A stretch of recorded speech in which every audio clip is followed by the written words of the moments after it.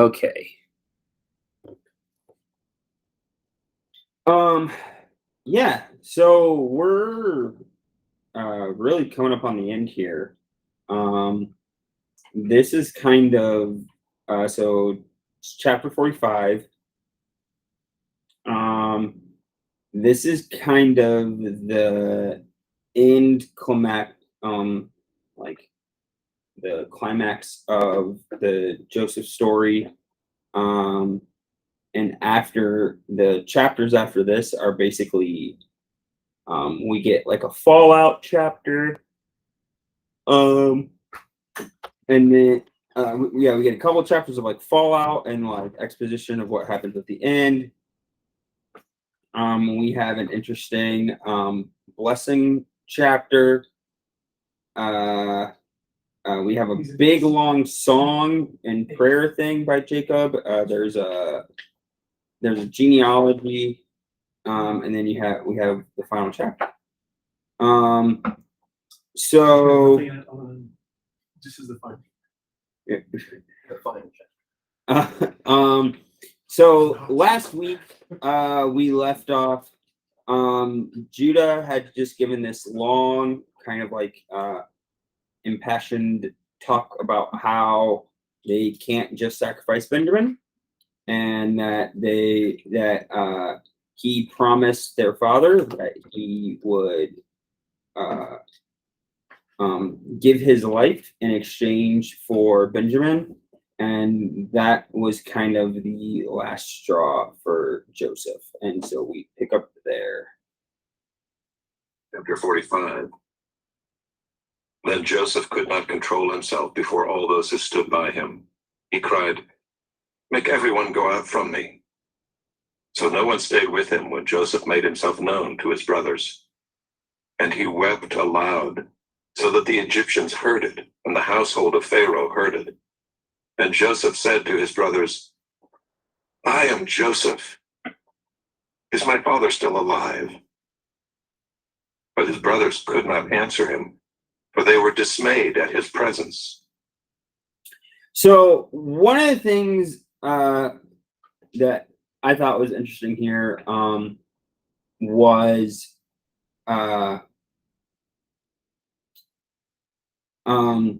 so the line where it says Joseph made himself known to his brothers, right? And again, this is another example of like it's probably just an introductory line to like the thing that's actually going on. What probably happened is where he makes himself known to his brothers whenever he says, "I am Joseph," right? But there's also the possible really weird idea that how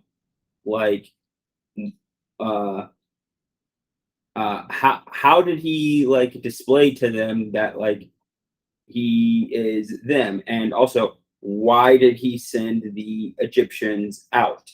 So one possible reason why he could send the Egyptian out is he wanted to keep it a secret from Pharaoh that this is like that these were his family members. That's probably not the case, because literally the next line is he wept so loud that the Egyptians heard it. So like the Egyptians seem to know, and also they like only know because he was so loud.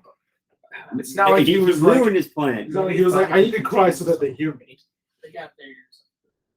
Well, there's also like I said, there's also the weird idea that, well, how do you distinguish a like Hebrew from somebody else? Oh, does it imply that maybe Shun was penis? Yes, because of circumcision, because that's like the sign. It doesn't say that. I feel like saying "I am Joseph" is enough, especially since in all the interactions leading up to this, they never use Joseph's name. They're never like, "Hey, our dead brother's name is Joseph." They're just like, "One of our brothers died," but he's like, "Hey, your brother that died's name is Joseph, and that's me." I would think that's good enough. But then he should have been like, "I didn't die." I didn't. But I have heard people throw that kind of line out there before. It seems more to me like he just didn't want the Egyptians to kill the mood. Yeah, Honestly, yeah. There's like an atmosphere here. Like what if he was like, "I'm your brother. Now come up here and hug me," and then he went like some of the guards went, "No, stay back there." Yeah, it's more a like a It comes down to, is Joseph the kind to propose on camera at Ford Field, or is he going to do it on the porch? When it's just him and his significant other. yeah, no, He's doing it on the porch. yeah. Joseph doesn't want an audience, Yeah. and also Joseph needs to preserve his like station in the eyes of like the Egyptians, That's true. You and don't so wanna be like all weak. he doesn't want to like. I mean, it's a pretty typical thing. Like, I mean, you can watch Secretary any of Agriculture is gonna be tough.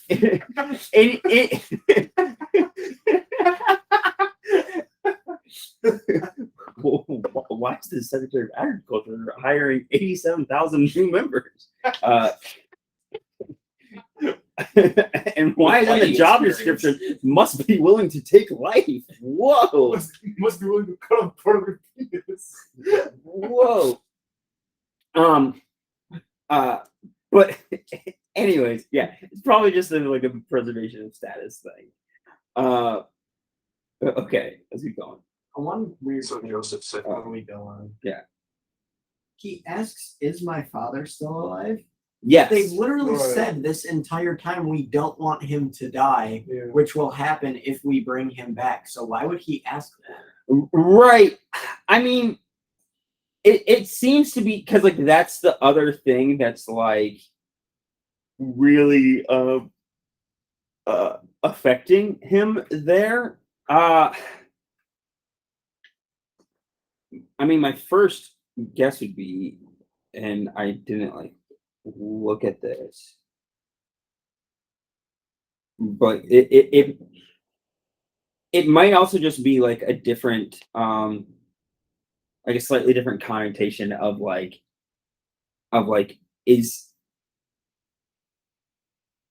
is he on his deathbed, right? Is he okay, right? Is he well? Like, because like they just talked a bunch about him being like, if he doesn't come back, he's gonna die, and it's like, okay, well, if he's that frail, like in his state, it's like, is he all right? Like, should I come back like right now, like kind of a thing. That's kind of the vibe that I get. I suppose it could also be that he's now in a state where he's like, okay, we're revealing all of the context here, all information we're holding. Like, Yeah, we're not gonna. Yeah, like everything is out in the open now, and there's like a chance they still could have been thinking that they were still making some of the story up. And he's like, okay, now that you have this context, then I'm not just some person that might try to like take advantage of you. right. Now that you can be vulnerable with me, tell me the truth, because from this perspective, I want to know.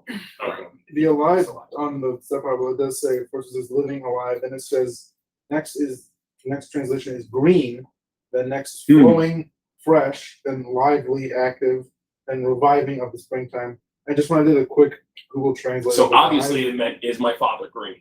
When I did a quick Google Translate of alive, it's definitely a different word that was given. So yeah, it seems like alive means Means something. lively. Yeah. More of a qualitative description than like a discrete state, right? Just like is he dead or alive, right? Yeah. That makes sense. All right. to his brothers, "Come near to me, please." And they came near. And he said, "I am your brother, Joseph, whom you sold into Egypt. And now do not be distressed or angry with yourselves because you sold me here. For God sent me before you to preserve life. For the famine has been in the land these 2 years, and there are yet 5 years in which there will be neither plowing nor harvest. And God sent me before you to preserve for you a remnant on earth, and to keep alive for you many survivors. So it was not you who sent me here, but God. He has made me a father to Pharaoh, and lord of all his house, and ruler over all the land of Egypt. Hurry and go up to my father and say to him, thus says your... Okay, we'll pause there. Okay, so so there's a couple different ideas in there, right? You get the one central theme, which I've mentioned before, and it's going to get repeated kind of in a later chapter. But you have the don't be angry about what you like. Don't be angry to yourselves about what you did. God used that. And maybe you saw because I wrote it on the Bible study thing today because we're going through Acts right now with See, I did it first. like we're reading through Acts right now. And we're towards the end of Acts.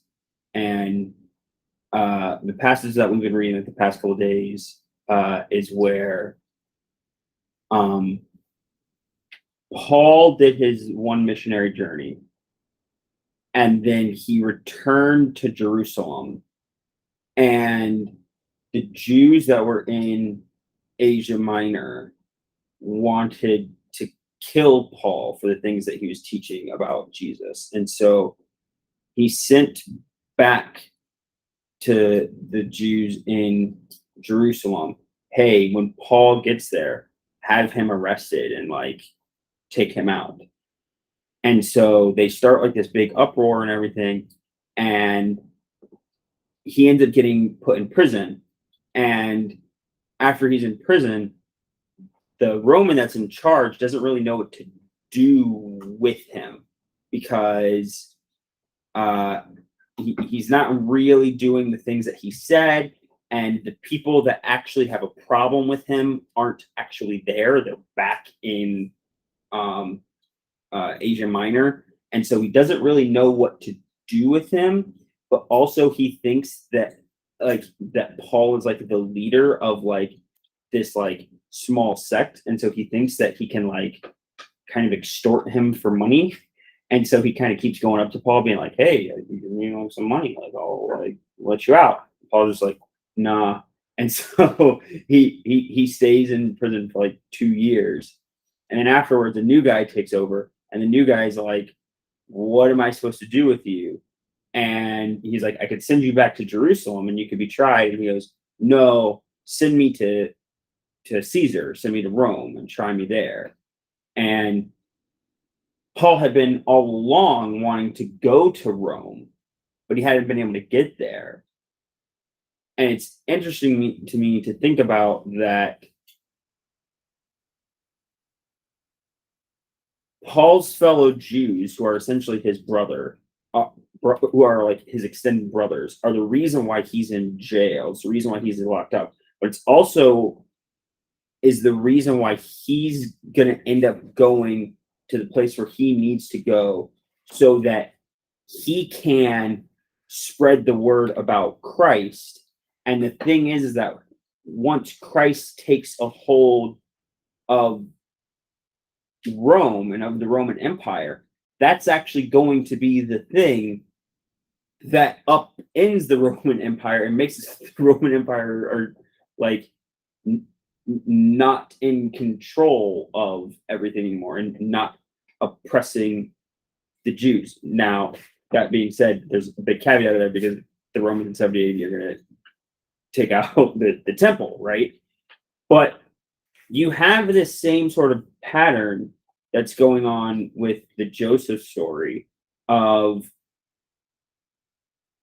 this group of people are punishing and targeting this one person,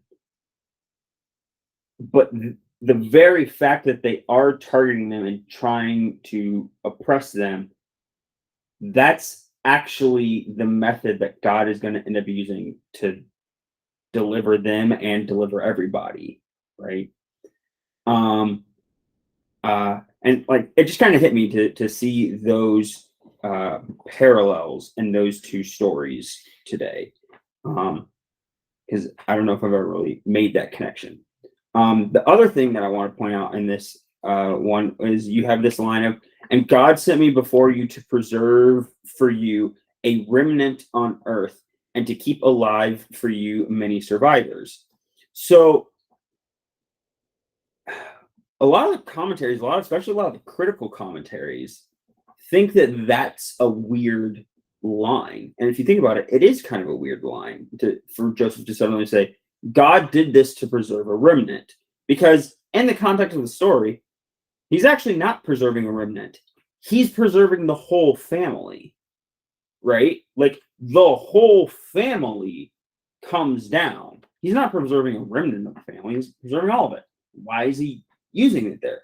Well, it seems obvious to me because that's been a running motif throughout Genesis, right? Is the preserving of the remnant. It's what happened with Noah. Noah is a remnant. It's what happened with Abraham.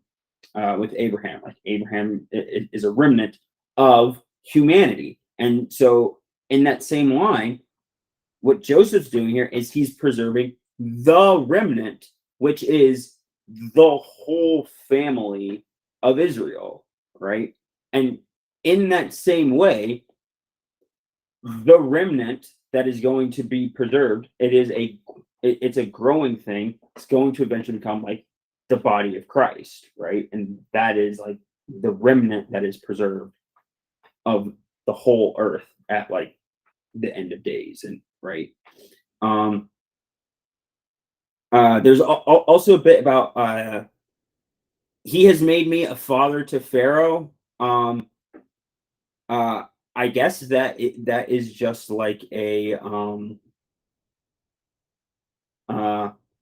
there's a couple of other like documents and stuff about officials using that terminology of officials saying like, I am a father to Pharaoh. And it doesn't mean that he's above Pharaoh. It doesn't mean that he's in charge of Pharaoh. It means that he's like he's a high advisor of Pharaoh. Like in the same way that like if you were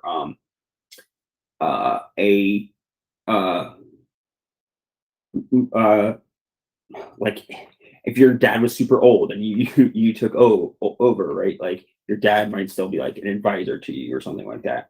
But it's also this kind of similarity and identification with, because pharaohs were thought to be like the son of a god, like depends on which one you want, like the son of Ra. Different Egyptians change it up, right?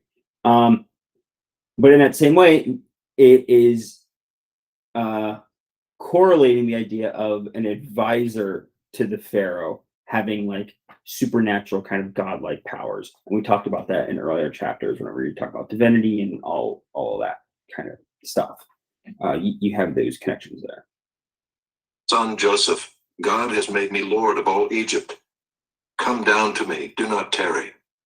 You shall dwell in the land of Goshen, and you shall be near me, you and your children, and your children's children, and your flocks, your herds, and all that you have. There I will provide for you, for there are yet 5 years of famine to come, so that you and your household and all that you have do not come to poverty. And now your eyes see, and the eyes of my brother Benjamin see, that it is my mouth that speaks to you. You must tell my father of all my honor in Egypt, and of all that you have seen. Hurry and bring my father down here. Okay, so again, we talked about this before about how like what's the timeline here and all that stuff. So Joseph says right here, like it's been 2 years, so maybe the first year that they came down was at the end of the first year of famine, and now they've come down is at the end of the second year of famine, which makes sense. You also have this very interesting verse, because we've been talking a lot about, does Joseph know who Benjamin even is? And you have this line of, and now your eyes see, and the eyes of my brother Benjamin see, and that is my mouth that speaks to you. To me, that line doesn't make any sense unless Benjamin knew who Joseph was before he was sold into slavery. Depends on if you take the literal meaning of "you can see my mouth speak to you," because he's been using a translator since now, and now I'm guessing he's speaking in Hebrew. Yes, But because he sent If the you take the Egyptians very out. literal wording. Yeah, well, I mean, even like I would just trying to say that like there's something like if it was just that he was speaking in Hebrew, I don't think you would need Benjamin to verify that, right? Like any of them Yeah. could verify that. And like that's probably a part of it, but it seems to me that it's like that there's something about me and there's something about the validation that Benjamin is going to know about me that validates me. I don't know. I'm not saying that it's like exactly the shape of his mouth because I doubt I could. I doubt I could confirm the identity of anyone by the shape of their mouth. Maybe Jacob always just showed Joseph's picture to Benjamin along. Maybe. To me, it sounds like Portrait the point of Yeah. addressing Whatever. Benjamin separately here is that a lot of the previous addressing and like talk is talking to the rest of the brothers as an entity because it's mentioning like you guys shouldn't feel bad about doing this to me, and he's referring to that as a group. And so Mhm. like as a group dynamic, he's talking to them, and all of them would get that. But then Benjamin is also here, and so he's also addressing Benjamin by name. And that's an argument for like, okay, that could go either way. But that can accept the view of Benjamin didn't know. Sure, but I guess I'm like from where I'm at. That verse kind of pushes me more towards camp of like Team Benjamin knew. I think it makes the most sense to me that I mean, there's that aspect. I think that was the biggest component for me was that he never asked about his mom. Of Right. course, my counter argument was that people don't talk about that. But then, of course, there was the counter argument to the counter argument, and in the wet nurse of whoever it was. Sure. So in the end, I'm gonna take all that for face value, and I feel like Benjamin was probably born, but was just a little guy when he left, and they Probably. didn't really like. He had no relationship with him. Right. And but because just the face value of here, it's like, why is he singling out Benjamin? Like, obviously, there's the unique portion where Benjamin did not help the other 10 brothers in screwing over Joseph. Right. So you could view it that way, or the way that Benjamin, we never really like knew each other, but like we knew each other. But you're in this now. Right. We're all together. So I just feel like in the end, that's. I feel like the bigger thing that points to he must have some kind of connection to Joseph is the next couple verses in which Did you read ahead?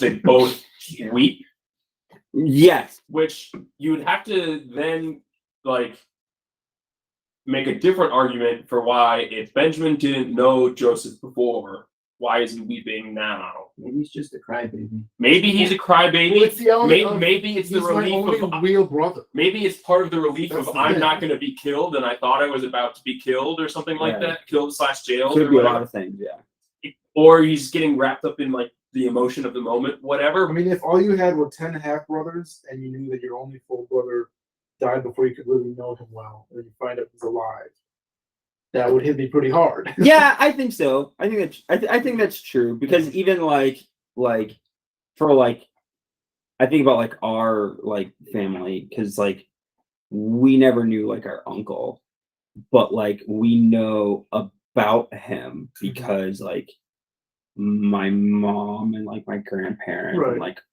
everybody like talked yeah. about him, and so it's like if suddenly like nearly 50 years later or something like that he showed up, it'd be a big deal. Yeah, I can say the same. Oh yeah, that'd be Right. So okay, let's keep going. Then he fell upon his brother Benjamin's neck and wept, and Benjamin wept upon his neck. And he kissed all his brothers and wept upon them. After that his brothers talked with him. When the report was heard in Pharaoh's house, Joseph's brothers have come. It pleased Pharaoh and his servants. And Pharaoh said to Joseph, say to your brothers, do this. Load your beasts and go back to the land of Canaan, and take your father and your households and come to me, and I will give you the best of the land of Egypt, and you shall eat the fat of the land. And you, Joseph, are commanded to say, do this, take wagons from the land of Egypt for your little ones and for your wives, and bring your father and come. Have no concern for your goods, for the best of all the land of Egypt is yours. Yeah, so this is a weird like paragraph, and I'm not really sure what it's like. Like, I don't get why it says it kind of twice. Two different accounts. Maybe. Yeah. Uh-oh. Yeah, like, yeah, you have that, but it's still like it doesn't. I mean, it's funny because like you say that, but even like the critical like commentary that like is where I get most of that documentary hypothesis stuff doesn't even discuss that part. The best point. No, because they only Yeah, have like- 3 body paragraphs. They don't need a 4. Like doesn't even. Evidence is 3-point thesis.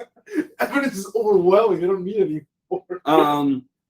I mean, there's like, well, I guess maybe there is some like thing in there. But there's like, really the thing that it does in this part is it actually compares this to the part earlier where Joseph says you will dwell in the land of Goshen, and it separates that from that earlier part because it's like, oh, well, this part is different because this part doesn't mention the land of Goshen. It just says, like, bring them down here, which there's a little bit of a subplot, which happens, I think, in like either the next chapter or like the one after that, where Joseph tells them, hey, when you go talk to Pharaoh, Pharaoh's going to ask what your occupation is. And what you need to tell him is, you need to tell him that you're shepherds. Because what he'll do is he'll throw you in Goshen because the Egyptians hate shepherds. And so it's like a weird, like, I'm trying to like play Pharaoh so that we get the best shepherding grounds. It's very Jacob. But it's also like it's weird. It's a weird like thing, and I think that that's part of what comes into this is that right here, Pharaoh just says, "Oh yeah, come on down, like join us. It'll be great." But they kind of harp on the Goshen thing, and also there's a big discussion in here about carts and about like quality of carts and stuff like that, and I'm like, this is If I were to take a yeah. stab- So it's like the baggage wagon is said to have been introduced into Egypt from Canaan. It there's a debate about like Canaanite wagons versus Egyptian wagons and all this stuff, and I'm like, this I don't know. This sounds stupid to me. So if I were to take a stab at why it said twice, it's probably Because the name was so nice. I would say it's because there's a little bit of response that's not reported here. Because the first time it's addressed, it says, and Pharaoh said to Joseph the instructions wrote. But the next time it said, and you, Joseph, are commanded to say essentially the same thing. The big difference there between the two things is one is said, and the other is you are commanded to do this. So one is just the thing that was said that maybe Joseph at the time went, that's a little bit, we don't need all that. That's a little bit too much. I don't want to be a burden to you. And then the next one is, no, I insist. As a command from my seat of authority, you will do this. There could be a little bit of context removed by not having a response in there. I will also say that one of the things that was interesting is actually like maybe even yesterday or a couple days ago. Inspiring philosophy guy whose videos I've shown you guys a lot. He actually just released a like 40-minute video talking about the documentary hypothesis and like which is the thing that we've talked about, and basically kind of going through it and stating why it's not really that great of a hypothesis. And one of them is that there's actually plenty of other ancient historical accounts where doublets like this happen, where they'll give two different accounts of the thing of whatever happened right after each other, and they're like slightly different but basically the same thing. And yeah, it seems to be an emphasis thing. It seems to be just as a way of trying to give the full connotation. And a lot of these, they're fairly confident that they're written by a single author. And part of the reason why that's the case is because those are, at least this was my understanding. It wasn't clear that this was what it was. My understanding was it was because a lot of those examples were like written on stone. So like a lot of these texts, you know, we get through like scrolls and stuff. And so it makes a little bit of sense of why you'd be like, oh, maybe somebody has multiple scrolls or whatever. And they're like, oh, okay, I just put this. But if someone's going through the time of like writing out a big long document about what happened on a stone, like stele is what they're called, like stone, like tablet things, like, okay, they're serious about like wanting it to say this thing. They're not just kind of haphazardly like, oh, we got to make sure we include both these things. So it's like, no, that's a lot of work to carve something into stone. They're going to make sure that they're like, I want it to say all of these words, like kind of a thing. So that's something to keep in mind too. All right. So, do you think they probably said it twice because Pharaoh's version was in Egyptian, Joseph's version was in Hebrew? Could that be a possibility? I'm not sure there's two different versions. In mine, it literally says Pharaoh said to Joseph, "Tell your brothers," and then when it tells the same thing again, it says, "Then Pharaoh said to Joseph, tell your brothers." Yeah. So I'm not sure if it is referencing two separate. I mean, so like if we get really pedantic, they are slightly different things. Like one is take your father and your household, and the other one is your little ones and your wives, and bring your father. The only real difference I see is in the second one, there's also the added statement of have no concern for your goods. Yeah. Meaning, when you come back here, don't even care. Don't worry about anything that you own right now. Bring nothing else with you because you're going to get the best stuff possible here. Right. Which you could kind of say correlates with the idea of you shall eat of the fat of the land. So if that's what it is or was, I could conceive of a scenario where that is what happened, where like one version of it is in Egyptian and the other version is like, okay, he then translated to Hebrew, but we don't have any of the original documents. Yeah. And so what it would have been is that, so like the original documents of something is called the autograph.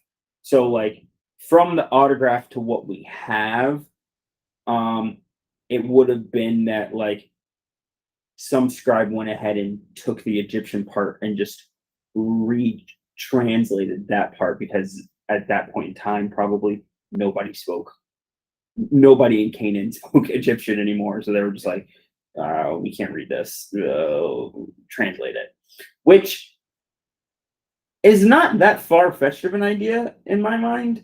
Because like we know that like the different language things happen, and we do know that slight editing happened over time, and so that's a plausible explanation to me.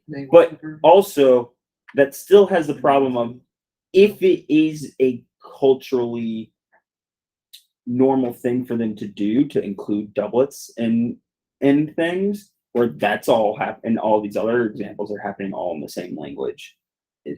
That's an argument for why it maybe isn't what's going on here. Yeah, NIV makes it sound like it's a specifically different thing. It says, I will give you the best of the land of Egypt, and you can enjoy the fat of the land. Verse 19, you are also directed to tell them, do this, blah, blah, blah, blah. So, I mean, I don't know, just based on the NLT and NIV, it seems like there was supposed to be something different that he's saying, and it's like the same thought. Yeah. But it's all I mean, I told Jeremy an idea could be feasible. Pharaoh could have short-term memory loss. Oh no. Pharaoh got bigger problems to deal with. Did Egyptian pharaohs do like inbreeding type stuff? Certain ones, yeah. Could be a result of that. Yeah. Could be memory Well- loss as a result. Well, that'll actually get us. Will we hit that here? Are we gonna ride on that theme going into like Moses? No, that's actually. We'll end up hitting that probably. I'll talk about it a little bit. But so like, right? There's a big debate about like when did all of this happen, right? And so a lot of people put it in what's called like the Hyksos period, and the Hyksos period is a period where a different group that weren't like native Egyptians came. The Hyksos are actually a different Semitic group that came in and took over Egypt and were in charge of Egypt for like 200-300 years or something like that. And there's evidence that during that time there were other Semitic tribes that were living in the land of Goshen, which is one of the and also during the Hyksos period, there's evidence that there were Semitic advisors to the Pharaoh, which is one of the reasons why it's really popular for people to be like, oh, that's the time of like when like Joseph was there, and then after the Hyksos got kicked out, a new Pharaoh takes over, and so maybe that's why you have the line in the start of Exodus where it says like, and then there was a new Pharaoh that did not know Joseph, and that's like what they mean is that it was a Pharaoh that like wasn't friendly to like the Semitic peoples. All right. The sons of Israel did so, and Joseph gave them wagons according to the command of Pharaoh, and gave them provisions for the journey. To each and all of them he gave a change of clothes, but to Benjamin he gave 300 shekels of silver and 5 changes of clothes. To his father he sent as follows: 10 donkeys loaded with the good things of Egypt, and 10 female donkeys loaded with grain, bread, and provision for his father on the journey. Then he sent his brothers away, and as they departed, he said to them, "Do not quarrel on the way." Okay.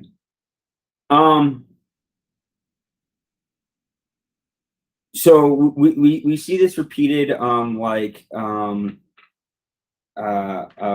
preferential treatment to Benjamin. But this is another I think interesting and subtle typology thing that we see here in Joseph. Because if we think of Joseph as like a typology of Christ and he's the one that's like redeeming them, one of the ways in which he redeems them is that he gives them new clothes, right? And we have the same idea of Christ clothing us in righteousness and all that stuff. And so you have that. Then you also have this again, this repeated instance of the number 5 showing up. It happened a couple of times before earlier in this chapter. I didn't point it out. It's going to happen a couple more times. And just that there seems to be a connection with the number 5 to Egyptian mythology and Egyptian understandings of like luck and fortune associated with the number 5. And that helps because that's there and didn't really show up anywhere else in Genesis and didn't really show up as far as I know, doesn't really show up much else in the Pentateuch or the wider Old Testament. That's one of the things that, for me, help show that whatever original sources that they have, that the writers have for this story, probably do stem from Egyptian sources, because they're probably writing in Egyptian context. So if it's Moses, right, if you're going with Mosaic authorship, Moses probably has a source of like Joseph or what happened, and it was probably written in Egyptian context. And so that's one of the things. It's little things like that that I think are really interesting for placing a text. All right.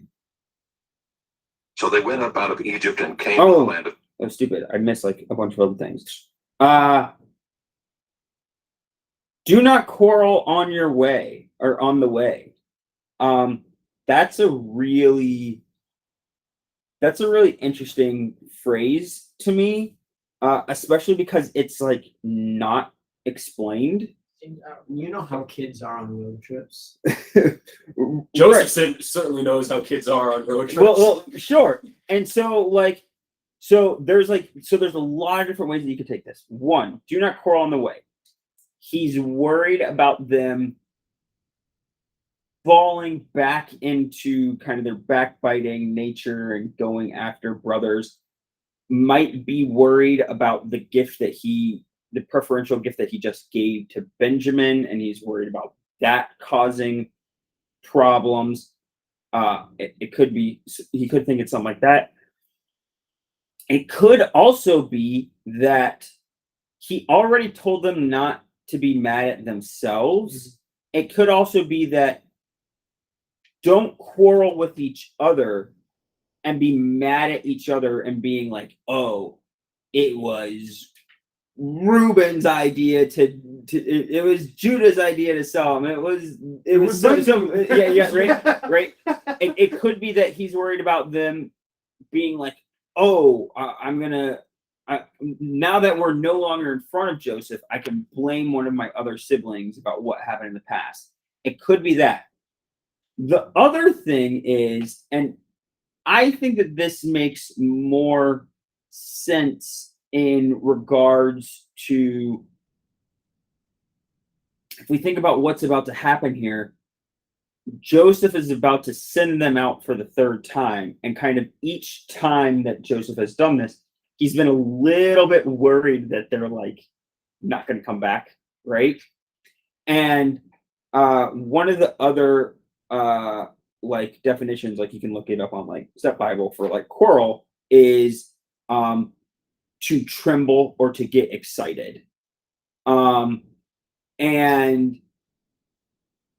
if I think about it like that, I think about it as he could also be telling them, like, once you've left me with all of these goods and stuff, make sure that you come back and don't like get excited or like scared to come back, because I mean what I said. I'm not going to take revenge on you, right? And this isn't just like a big like flip around where I get you to bring the whole family down and then I take revenge on you for like what you did. Like, that's not what's going to happen.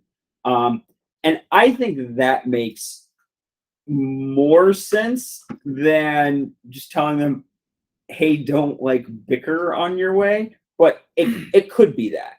I mean, the word that they choose to use in English, the one before that, which is what I thought, it was your fault, that makes sense. But then the fact that the first, translations of that word are actually tremble, quake, rage, quiver, be agitated, be like, none of these are words you think of when you think of quarrel. Like quarreling. Yeah, no. Like the quarreling definition is like way down low on like the list of like. It's like not even here. Is it not? I thought I remember seeing it on there, but. Yeah, be excited, be perturbed, cause to quake, disquiet, enrage, disturb. Yeah, none of these have anything to do with fight.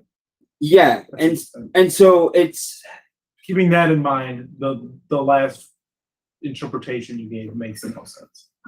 That's the way that it Doesn't that act it like a hits me. noun then, probably? I don't think it puts parts of speech in it. It doesn't usually, yeah. No, it just says to tremble. We That's- I would need to know more about more about Hebrew sentence structure to be able to. Do infinitives Yeah. have a certain ending in Hebrew? I don't know. Come on, you got how far in Duolingo and you couldn't? Like a month. Because we would say I mostly learned all the But letters that's and why I it says stopped. to tremble. right. It doesn't say. But we anything. would say quarrel as an adjective and you're fighting. Quarrel's a No, noun, quarrel's a verb. not an adjective. Do you not Oh, quarrel? not an adjective. My bad. Did you Verb. mean- I meant a verb. Yeah, I mean, I didn't mean verb. But like if you I read it wouldn't as a noun, it's still. I wouldn't to fight. A fight. I wouldn't think of a quarrel as used. Well, I suppose it could. Yeah. We got into a quarrel. Yeah. You're kind of weird. You use that as your first word. It's but- less frequent. There's way other Yeah. nouns for fight, But either way, it's still Yeah. fight. You know, it's like like a kerfuffle. Like kerfuffles. I'm using quarrel over kerfuffle. I'm using kerfuffle over quarrel. Well, Honestly, then- it's higher up on the. People are gonna be dragging you on. I've never heard anybody say I'm going I got the kerfuffle lesson. or I got no. no kerfuffle over what gender. Kerfuffle, We were kerfuffling. hullabaloo, all of these things. Yeah, quarrel is definitely above all of those in terms of No, usage. brouhaha is 100%. In terms of usage, you hear quarrel over all of those. All right. You're trying to think of how to beat that? I'm sorry, you can't. I've literally listed 3 examples. All right. I'm talking usage, buddy. We're hitting this last paragraph. You can rate them however you We're want. using it as now. And they told him, Joseph is still alive, and he is ruler over all the land of Egypt. And his heart became numb, for he did not believe them. But when they told him all the words of Joseph which he had said to them, and when he saw the wagons that Joseph had sent to carry him, the spirit of their father Jacob revived. And Israel said, It is enough. Joseph, my son, is still alive. I will go and see him before I die. The wagons did it for me. So He must be alive. Especially They brought picture wagons. Oh my goodness. They've never brought me wagons once. They organized these donkeys by sex. They couldn't do that. not my sons, they're dumb. No, so I think that this last paragraph is interesting because it's the other end. I see this as like the complementary statement to the "if I am bereaved, I am bereaved" line, right? Because that's a statement of just accepting like the situation as it is and putting it into God's hands. And he's now on the other end of it where like he's clearly happy about what happened and like it was so good that his heart became numb and he didn't believe them, right? Like that's how good the result was. But when he really assesses it, whenever he assesses all of those things and he assesses the gift that like Joseph got for him and his station and all of that, I think about how like at that moment Jacob could have also chosen that moment to be ticked at his sons, right? Because that had to come up, right? because like that, right, that had to come up at some point, right? Like that would be my question of like, you all told me that he died, you gave me his bloody cloak, what happened there? Like that had to have come up, and if it didn't come up here, it would have certainly come up once he's in Egypt and he's talking to Joseph, right? But I'm guessing that they told him probably here. It makes more like, it seems more thematically impactful to me that at this point he knows that they did something wrong and he's choosing to not get like overly angry at them, and instead have that same mentality of like,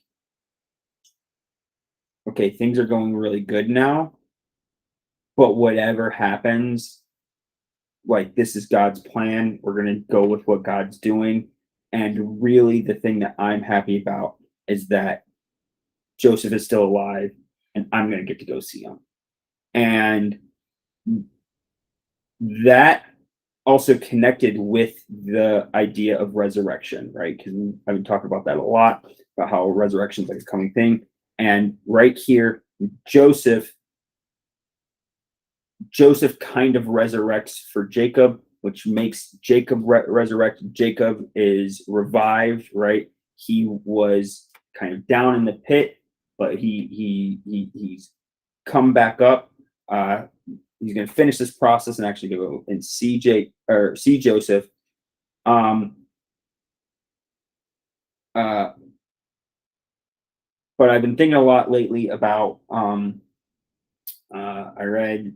Maybe it's up there.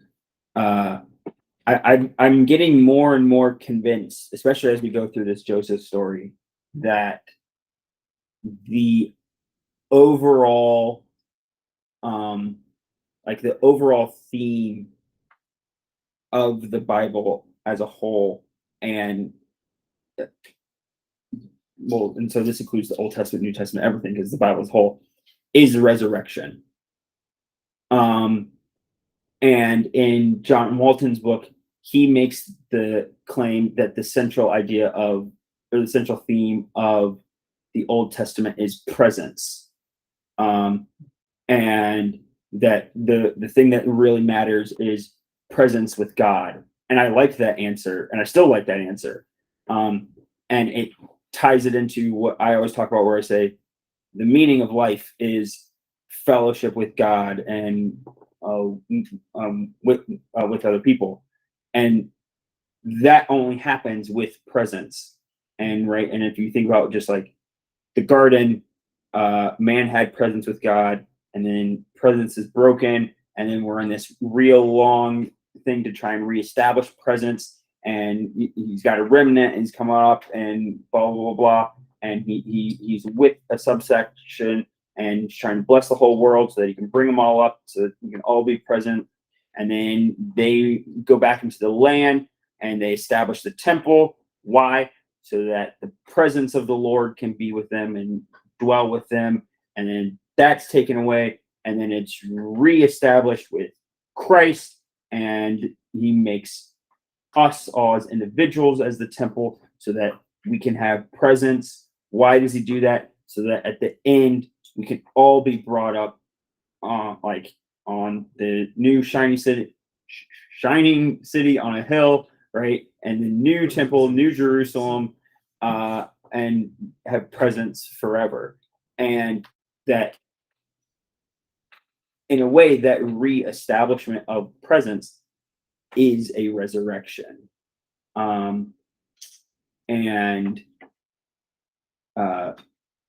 So I just wanted to throw all that stuff at you, so that you can kind of see that, and so that as you're reading different sections of the Bible on your own, that you'll see those themes, and those themes will be brought out for you. I think that's all I had for this.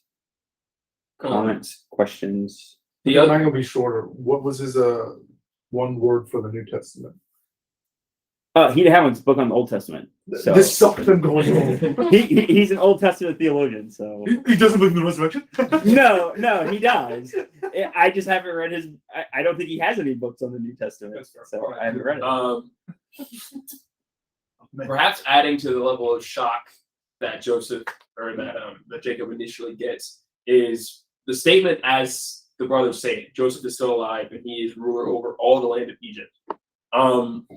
Is there another character in the Old Testament, perhaps barring or potentially even including Saul and David as kings of Israel, that have more political power than Joseph does at face value in that state? Obviously, we know he still is like answering to the Pharaoh, but just as ruler over all of Egypt, as like the statement implies. Is there anyone that has more political power throughout the whole thing than him? Are you saying Potentially. Because then you would say, is the nation of Egypt, even at that time, That's true. have more political power than the nation of Israel? I think That's that also a good several hundred yeah, it also depends on who you're asking, There's because also just less people on the. yeah, because are you talking about in like I guess I don't know what sense you're like talking in, because like are you saying in like the sense of like Military how would a Jew view it? Because I think that they would definitely view David as the person that in the entirety of the Old Testament. That's also because the Atlantis is The- that word. Well, that His and character, well, which but- is a good thing. but and also because legitimately David did have so there's a lot He of was talk. anointed by God, and Joseph wasn't. Well, but David also had the largest land holdings of any Israelite king.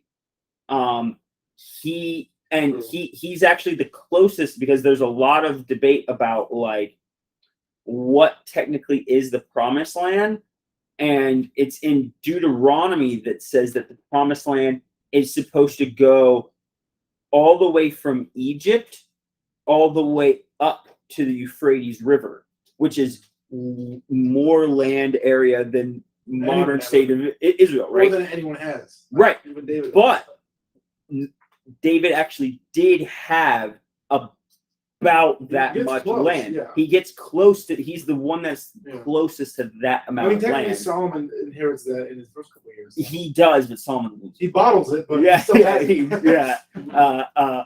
World's greatest choke artist, Solomon. The only reason why I Um, pose the question in that frame, as opposed to because it's obvious that he has more like political power than anyone up to this point. Yes. Which in and of itself is like a pretty like shocking statement, but Impressive feat. a pretty impressive feat. Enough that it'd be understandable that someone hearing that news would go, no, that didn't happen. That's not true. Like, not only is he back to life, but also he has more power than any Jew has ever had ever. Yeah. And that's why I throw that statement out to like all of like how unbelievable really is that? Like, let's throw it in context of the whole Old Testament. And I think like included from like a standpoint argument of like land area, because it's probably We don't really know the influence of Egypt in 2000 BC. Yeah, no, and the only other things that I would say is once you get up to like Xerxes and like them in like the exilic period, they have larger land holdings than Egypt at this time, and larger than what David ever had. So they're Well, of course, way we're talking bigger. about like the protagonists, you know. I was talking yes. Okay. and that's Obviously, the obviously Romans had more than anyone when the Romans are. Fair enough. but they're also not in Old Testament. I That's true. was pretty much just talking about the Jews. Okay, and that's what I was like asking, and then The good guy. yeah, the bad. closest that you could maybe, if you wanted to like fudge it, would be like Esther, but like no. Good point. Yes, Esther tops the Kind of list. like She's up there. second in command, but also. Yeah, but she really only does like one thing. But it's not like Joseph uses any of this power that he's granted. Well, That Esther, we No, no, Joseph totally uses his power. We're actually gonna find that in like later. But he's not like. He scams a bunch of people. Kind of does, like absolutely. Like He also come back scammed his, next he week. also scammed his brothers for 2 whole years. So. Yeah, He kept Simeon in jail for a He- year. It was just for kicks and giggles. I mean, What?